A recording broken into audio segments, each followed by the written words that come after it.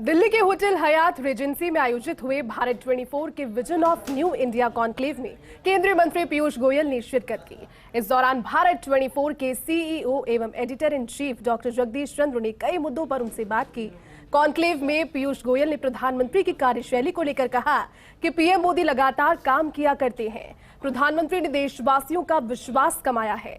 उन्होंने कहा कि दुनिया की नजर भारत पर टिकी है और भारत विश्व का ग्रोथ इंजन है। राजस्थान को लेकर पीयूष गोयल ने कहा कि राजस्थान में बीजेपी की पूर्ण बहुमत से सरकार आएगी। तो मेरा ऐसा मानना है कि in and outside country you are considered as the brain child and brand ambassador of the prime minister in economic areas. तो मेरा सवाल ये है कि इतने कम समय में आपके कार्यकाल में, प्रधानमंत्री जी के 9 वर्ष के कार्यकाल में, आज भारत जो है एक ग्लोबल हब बन गया है मैन्युफैक्चरिंग का, ट्रेडिंग का। ये सब चमत्कार कैसे हुआ इतने कम समय में? आपने अभी अभी प्रधानमंत्री नरेंद्र मोदी जी के बारे में जिक्र करते हुए और उन प्रधानमंत्री जी के टीम और कार्यालय के बारे में जिक्र करते हुए एक शब्द इस्तेमाल किया, ट्रांसपेरेंसी, पारदर्शिता। प्रधानमंत्री जी आज विश्व के नेता के रूप में जो उभरे हैं, उसके पीछे अगर कोई एक सबसे बड़ा कारण मुझे ध्यान में आता है, वो है उनकी विश्वसनीयता। आज पूरा विश्व जिस प्रकार से हर भारतवासी को एक अपनापन लगता है प्रधानमंत्री मोदी जी को काम को देखते हुए, उनके साथ उनकी बात सुनने में, उनके साथ मिलने में, और वो विश्वसनीयता पारदर्शिता के कारण आती है। एक भ्रष्टाचार मुक्त बनाने का जो उन्होंने बीड़ा उठाया है, जिस प्रकार से उनका पूरा जीवन एक ओपन बुक है, जिस प्रकार से वो दिन रात एक करके अपना पूरा कण कण क्षण क्षण देश को समर्पित कर चुके हैं, और जो लगभग 22 वर्षों में, पहले 13 वर्ष गुजरात के मुख्यमंत्री के रूप में, 9 वर्ष अब केंद्र में देश के प्रधानमंत्री के रूप में, जो 22 वर्ष में उन्होंने नई सोच देश के समक्ष रखी है, जिस प्रकार से उन्होंने अपने कार्यकाल में out of the box solutions देश की समस्याओं को निपटने के लिए दिए हैं। मैं समझता हूं जो विश्वास कमाया है देशवासियों का भी और विश्व स्तर पर विश्व के नेताओं का, विश्व के लोगों का, विश्व के उद्योग और व्यापार जगत से जुड़े हुए लोगों का, आज वही भारत को एक इंजन ऑफ वर्ल्ड ग्रोथ के रूप में देख रहा है। पूरे विश्व की आशाएं, अपेक्षाएं टिकी हुई है कि भारत जितनी तेज गति से प्रगति करेगा, विश्व उसका लाभ लेगा। आप देखिए, आपके देखते देखते भारत जो है 2014 में संसार की 10वीं सबसे बड़ी अर्थव्यवस्था था। 5 साल में आप लोगों ने पलट दिया, प्रधानमंत्री जी ने पलट दिया, 5वें नंबर पे आ गए।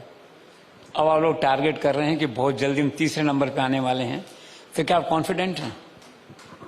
कॉन्फिडेंट ही सिर्फ नहीं हूं, लेकिन पूरा एक प्लान के हिसाब से प्रधानमंत्री जी काम करते हैं। ऐसा नहीं है कि कोई हवा में आंकड़ा दे दिया कि हम आज 5वें, कल 3रे नंबर पे हो जाएंगे।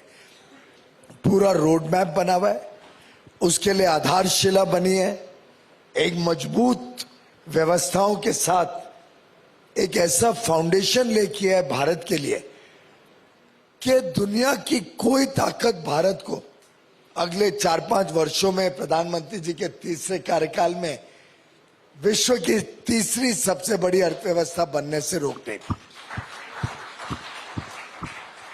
एक सवाल और है मेरे मन में। आप प्रधानमंत्री के साथ निकट रूप से काम करते हैं, आपका मंत्रालय ऐसा है, राज्यसभा का रोल है, पॉलिटिकल मैनेजमेंट है, इन सब के साथ साथ एक सवाल ये आश्चर्य में मुझे डालता है कभी कभी कि इतने आत्मविश्वास में कैसे रहते हैं। 24 की बात नहीं करते, 29 की बात नहीं करते, सीधे 2047 की बात कर रहे हैं। तो इतने आत्मविश्वास में कैसे हैं वो? जगदीश जी, अगर आप प्रधानमंत्री जी के काम करने के ढंग पे थोड़ा गौर करें तो वो समस्याओं का हल कोई शॉर्ट टर्म मेजर्स या लिपातोपी करके नहीं करते। समस्याओं की जड़ में जाना उनका स्वभाव है। उसको जड़ से समाधान कैसे निकालना, और ऐसा समाधान जो लंबे अरसे तक उस समस्या को पुनः कभी देश के सामने आने ना दे, नए नए इनोवेटिव आइडियाज के साथ देश को आगे बढ़ाने के काम को गति देना, प्रगति देना, टेक्नोलॉजी का इस्तेमाल अच्छी तरीके से कैसे हो, पारदर्शिता और ईमानदार व्यवस्थाएं कैसे देश में आए, और प्रायोरिटाइज करना क्या चीजें पहले करने की आवश्यकता है जिससे देश की विकास की गाथा और तेज गति से आगे बढ़ सके। इसी के साथ साथ वो सिर्फ बजट और आउटले पे विश्वास नहीं करते, वो आउटकम पे फोकस करते हैं कि जो मैं काम करूं उससे लाभ अधिक से अधिक कम समय में ज्यादा से ज्यादा लोग तक कैसे पहुंचे, और वो लाभ ऐसा हो जो लाभ के आधारशिला पर वर्षों वर्षों तक देश कैसे आगे बढ़ सके। तो आखिर फ्रेजाइल 5 इकोनॉमी देश माना जाता था 2014 के पहले। फ्रेजाइल 5 यानी विश्व की 5 सबसे कमजोर अर्थव्यवस्थाओं में भारत गिना जाता था। अब इतने कम समय में 9 वर्ष में आज हम विश्व की ग्रोथ इंजन बन जाए। आप विश्व सोचे कि जो पूरे विश्व में ग्रोथ होगी या जो बढ़त होगी अर्थव्यवस्था में, उसका 15% एक मात्र भारत से आएगा। और आखिर इतने बड़े विश्व में हमारी जो आज की स्थिति है, आज तो हम $3.5 ट्रिलियन की इकोनॉमी है, करीब करीब 250 लाख करोड़ की इकोनॉमी है। जो माननीय प्रधानमंत्री नरेंद्र मोदी जी ने जो प्लान बनाया है, जो रोड मैप बनाया है देश की आगे अर्थव्यवस्था को बढ़ाने का, जो हर वर्ष क्या क्या होंगे वो टारगेट सेट किए हैं, उसको जब हम देखते हैं तो 2047 में आज से 24 साल बाद भारत $3.5 ट्रिलियन की इकोनॉमी से बढ़ के $35 ट्रिलियन की इकोनॉमी बनेगा, यानी 10 गुना बढ़ी आज से। वाह। ये पूरा प्लान बना के प्रधानमंत्री जी आगे बढ़ रहे हैं। इससे ये आत्मविश्वास आता है कि हम एक विकसित देश बनेंगे, हम एक समृद्ध देश बनेंगे। एक देखिए, आपके मंत्रालय ने युवा पीढ़ी के लिए स्टार्टअप किया है, इनोवेशन किया है, एंटरप्रेन्योरशिप की, तो कैसी चल रही प्रगति इसमें? आप देखिए, आज से 7 वर्ष पहले 2016 में स्टार्टअप इंडिया लॉन्च किया गया। उस समय देश में 1000 से भी कम, वास्तव स्थिति तो 452 रजिस्टर्ड स्टार्टअप्स थे। प्रधानमंत्री नरेंद्र मोदी जी ने आह्वान किया अपने युवा युवतियों को, और उन्हें पूरा विश्वास है भारत की युवा शक्ति के ऊपर, उन्हें पूरा विश्वास है हमारे युवा युवतियों के हुनर पर, उनकी काबिलियत पर। उन्होंने स्टार्टअप इंडिया मिशन लॉन्च किया। इस मिशन के तहत अलग अलग योजनाएं दी, जैसे फंड्स बनाए जिससे स्टार्टअप्स को पर्याप्त मात्रा में पैसे मिल सके, उनकी जो नई खोज होती है, जो अनुसंधान है, इनोवेशन है, उसको पेटेंट्स कैसे जल्दी से जल्दी रजिस्टर कर सके, कम खर्चे से कर सके, सरकारी जो खरीद होती है उसमें कैसे उनको प्रोत्साहन मिले, प्राथमिकता मिले। देश में एक नया वातावरण क्रिएट किया स्टार्टअप्स को बढ़त देने के लिए, बढ़ावा देने के लिए।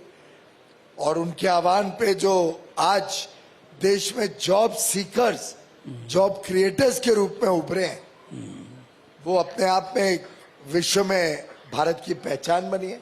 आज हमारा स्टार्टअप इकोसिस्टम, जिसमें लगभग 1 लाख स्टार्टअप्स रजिस्टर्ड है हमारे मंत्रालय में, और इससे कई ज्यादा तो अनरजिस्टर्ड भी चल रहे हैं। इन्होंने विश्व की 3री सबसे बड़ी स्टार्टअप इकोसिस्टम भारत में बनाई है। मात्र 7 वर्षों में, जो हमारा नामो निशान नहीं था स्टार्टअप्स में, और हम विश्व में 3रे अंश पर आ गए, ये देश के लिए एक बड़े गर्व की बात। और डिजिटल रिवॉल्यूशन, इसमें भी क्रांति आई है इतनी? इनोवेशन देश में ऑलवेज था। और डिजिटल साथ में डिजिटल डिजिटलाइजेशन उस इनोवेशन की भावना के साथ जब जोड़ दिया गया तो डिजिटलाइजेशन प्लस इनोवेशन दोनों को मिला के आज भारत ने देखिए कैसे प्रगति की है। जैम जो जनधन आधार मोबाइल की ट्रिनिटी है, आज डायरेक्ट बेनिफिट ट्रांसफर से 30 लाख करोड़ लगभग 350 अलग अलग योजनाओं के तहत भारत के गरीबों तक पहुंचा है, निम्न मध्यम वर्ग परिवारों तक पहुंचा है। अच्छा 30 लाख करोड़ पहले भी पहुंचता होगा, लेकिन पूर्व में प्रधानमंत्री क्या कहते थे कि मैं 100 रुपए भेजता हूं, मात्र 15 रुपए पहुंचते। यानी एक निहत्ते भाव से सरकारें चलती थी। प्रधानमंत्री जी कभी कमजोर दिल के व्यक्ति नहीं है, समस्या देखते हैं तो उसका समाधान ढूंढते हैं। और आप एक कैलकुलेट करिए या सोचिए कि अगर पहले के जो कांग्रेस या यूपीए के शासन के समय जिस प्रकार से व्यवस्थाएं चलती थी, जिस प्रकार से लाभार्थियों तक लाभ पहुंचता था, उस हिसाब से अगर 30 लाख करोड़ गरीबों तक पहुंचाना होता तो देश को 200 लाख करोड़ रुपए भेजना पड़ता। अगर 200 लाख करोड़ जाता तो 15% यानी 30 लाख करोड़ गरीबों तक पहुंचता। और वो 200 लाख करोड़ कहां से आता? जगदीश जी, आपके और आपके श्रोताओं से टैक्स वसूल कर करके 200 लाख करोड़ इकट्ठे करने पड़ते हैं, जिससे 30 लाख करोड़ गरीबों तक पहुंचता। प्रधानमंत्री मोदी जी ने बिना कोई टैक्स का बर्डन बढ़ाए, उल्टे जीएसटी के माध्यम से तो अधिकांश चीजों पे टैक्स कम हुआ है। आज देश में इनकम टैक्स के रेट्स लगातार 9 वर्ष में कम किए गए, सुविधाएं दी गई हैं मध्यम वर्ग परिवारों को, गरीबों को, हमारे सैलरी क्लास को सुविधाएं दी गई हैं। गैस सिलेंडर 200 रुपए। आज ही हमारी बहनों को रक्षा बंधन का तोहफा दिया गया है, 200 रुपए और गैस सिलेंडर पे कम किया। मुझे आज से अभी से 2 कार्यक्रम पहले जिस कार्यक्रम में मैं था, उसमें कुछ बहनों ने कहा कि हमारे मोदी भाई को धन्यवाद पहुंचा देना। तो वास्तव में आपके श्रोताओं के माध्यम से भी और आपके चैनल के माध्यम से भी मैं अपनी बहनों के बिहाफ पे मोदी भाई को रक्षाबंधन का धन्यवाद पहुंचाने का ये अवसर लेते हैं।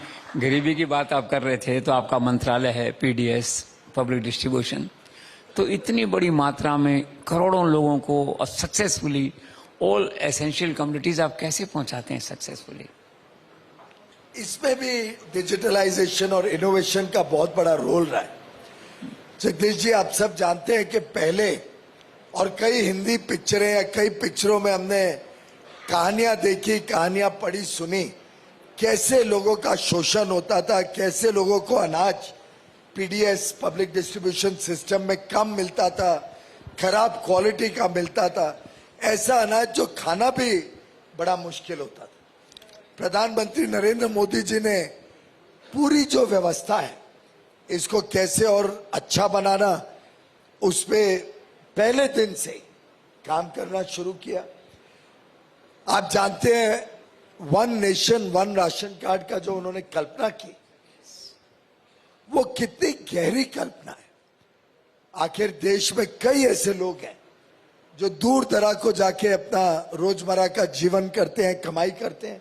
हमारे प्रवासी मजदूर परिवार एक शहर में, एक गांव में रहता है, खुद किसी और शहर में, गांव में जाके काम करते हैं। शायद कोई लड़का, बच्चा, बहन तीसरी जगह पे जाके पढ़ाई लिखाई करती हो। अब ये जो अनाज 5 किलो प्रति व्यक्ति, और अब तो प्रधानमंत्री गरीब कल्याण अन्न योजना के तहत ये अनाज पूरी तरीके से मुफ्त, अंत्योदय अन्न योजना के तहत 35 किलो हर परिवार को, और बाकी सब गरीबों को 5 किलो प्रति माह, ऐसे 80 करोड़ भाई बहनों को, चाहे गरीब हो चाहे निम्न मध्यम वर्ग हो, ऐसे 80 करोड़ भाई बहनों को मुफ्त में ये अनाज देश के कोने कोने तक मिलता है। आज आपको राशन कार्ड भी लेके जाना नहीं पड़ता है। अब राशन कार्ड आपका आपका अंगूठा है और आपकी आंखें हैं। आधार से लिंक कर कर राशन कार्ड के जो लाभार्थी थे उनका बायोमेट्रिक ले लिया गया और आज आप कोई भी दुकान में जाके 5 लाख पीडीएस की दुकान, लाभार्थी 5 लाख में से कोई दुकान में जाके अपना अंगूठा, अपना पहचान पत्र है, अंगूठा लगा के पूरा अनाज लेना चाहे पूरा ले सकते हैं, कुछ अनाज स्वयं लेना चाहे, कुछ अनाज गांव में अपनी पत्नी के लिए छोड़ना चाहे, कुछ अनाज कोई बच्चा किधर और पढ़ाई कर रहा है या किधर काम कर रहा है उनके लिए छोड़ना चाहे, तो एक प्रकार से सुविधा दे दी कि आप किधर से भी कभी भी और कितनी बार अलग अलग भी अपना लाभ, अपना अनाज आप ले सकते हैं। प्रमाण पत्र आपका अंगूठा है और अच्छी क्वालिटी का अनाज देने का काम फूड कॉरपोरेशन ऑफ इंडिया के तहत अच्छा हो रहा है। पीडीएस पब्लिक डिस्ट्रीब्यूशन सिस्टम से आज देश भर में उपलब्ध कराया गया। सभी जो एफसीआई के गोडाउन है, सीडब्ल्यूसी के गोडाउन है, इनको अपग्रेड किया गया है और अभी भी उस पर काम चालू है। आगे चल के सभी गोडाउन कैसे 5 स्टार गोडाउन बने, अच्छी सुविधाओं से युक्त हो।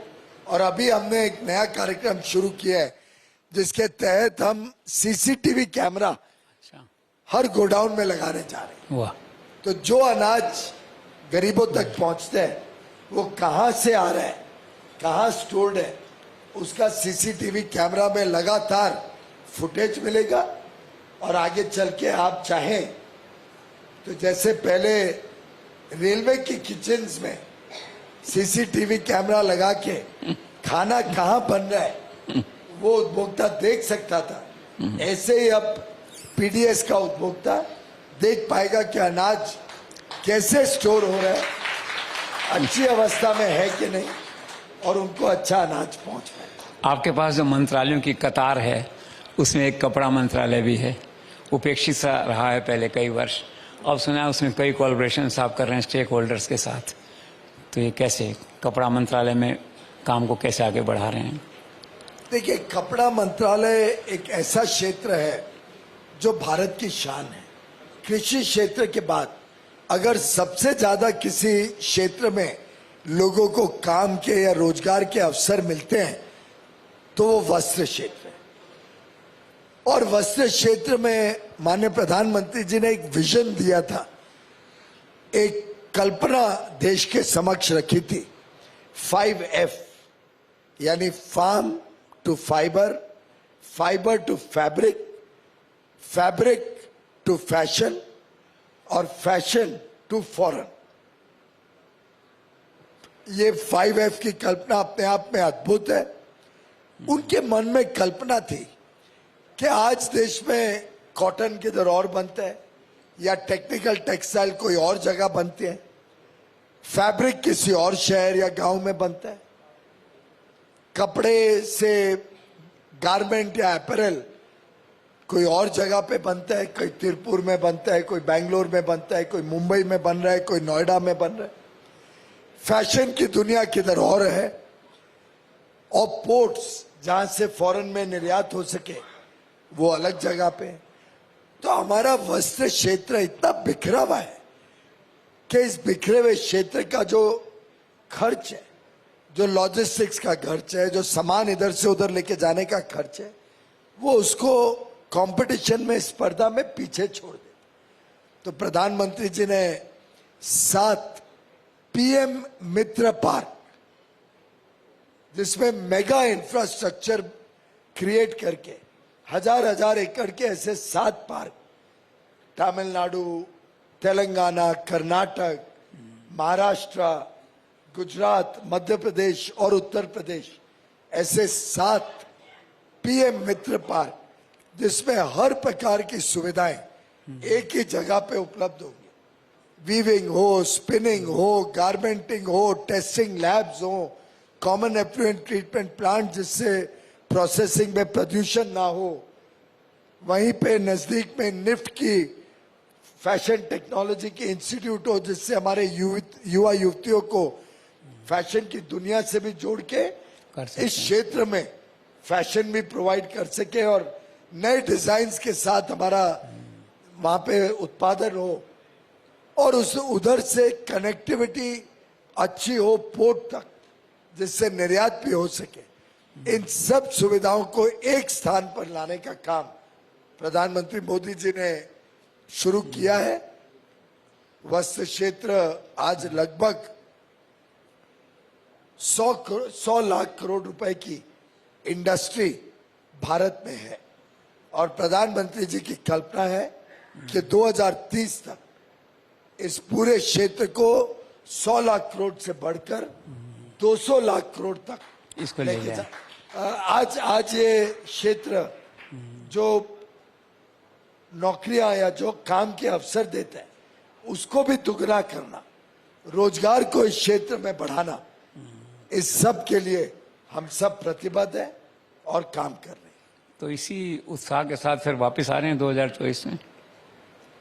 वो तो जनता का आशीर्वाद प्रधानमंत्री नरेंद्र मोदी जी के साथ है, जनता का प्यार और विश्वास प्रधानमंत्री मोदी जी के साथ है और आगे चल के इसी विश्वास के बलबूते पे हमारा भी आत्मविश्वास है कि जनता पुनः एक बार आशीर्वाद देगी प्रधानमंत्री नरेंद्र मोदी जी को कि इसी प्रकार से वो देश की सेवा करते रहे, इसी प्रकार से जो उन्होंने अपना पूरा जीवन देश के गरीबों कल्याण के काम में जो पूरा जीवन देश को नई ऊंचाइयों तक पहुंचाने के लिए समर्पित किया है, वो आगे भी करते रहेंगे।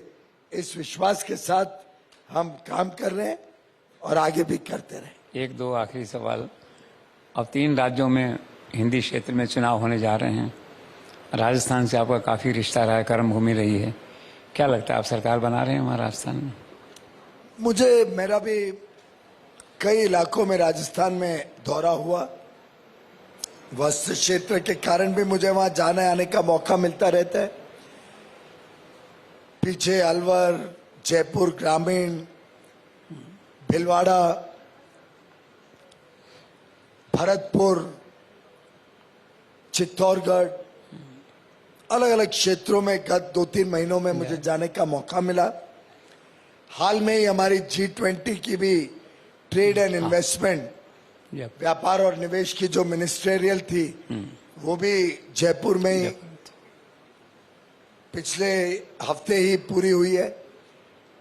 मेरा जितना जयपुर और अन्य स्थानों पर पत्रकारों के साथ, व्यापारियों के साथ, लोगों के साथ, आम नागरिकों के साथ, और मैं कई गांव तक गया, आदिवासी क्षेत्र में गया, छोटे छोटे बस्तियों में गया, मुझे तो परिवर्तन की लहर राजस्थान के कोने कोने में देखने को मिलती है। और मुझे दिखता है कि प्रधानमंत्री नरेंद्र मोदी जी के कार्य को देखते हुए और अशोक गहलोत जी की नाकामियों को देखते हुए, उनका भ्रष्टाचार से लिप्त सरकार के कारनामों को देखते हुए, उनकी जिस प्रकार से विफलताएं रही हैं राजस्थान को विकास के साथ जोड़ने के लिए, राजस्थान को आगे लेके जाने के लिए, उन सब चीजों को मद्देनजर रखते हुए अवश्य राजस्थान में भारतीय जनता पार्टी की सरकार बनने जा रही है और एक पूर्ण बहुमत की सरकार भाजपा की आने वाले महीनों में राजस्थान में स्थापित होगी। कोई फीडबैक MP छत्तीसगढ़ के बारे में एज ए पार्टी मैन? मुझे लगता है जिस प्रकार से शिवराज जी ने काम किया है, जिस प्रकार से प्रधानमंत्री जी की अलग अलग योजनाओं का लाभ मध्य प्रदेश को मिला है, मध्य प्रदेश में भी अवश्य पुनः एक बार भाजपा की सरकार आने जा रही है। बाघेल जी ने इश्तिहार तो बहुत सारे दिए, लंबे लंबे इश्तिहार दिए, लेकिन विकास नहीं पहुंचा पाए गरीबों तक, आदिवासियों तक, वो दिल नहीं जीत पाए पिछड़ों का। और छत्तीसगढ़ की तो जो आंकड़े भी आ रहे हैं वो स्पष्ट दिखा रहे हैं कि छत्तीसगढ़ में भी परिवर्तन की लहर है और भाजपा वहां अवश्य सरकार बनाने जा रही है। कुल मिलाकर आपको आपके मंत्रालय में प्रधानमंत्री जी के नेतृत्व में पिछले 9 वर्षों में अद्भुत उपलब्धियों के लिए आपको एक बार फिर से बधाई और शुभकामनाएं। बहुत बहुत धन्यवाद Thank you so much.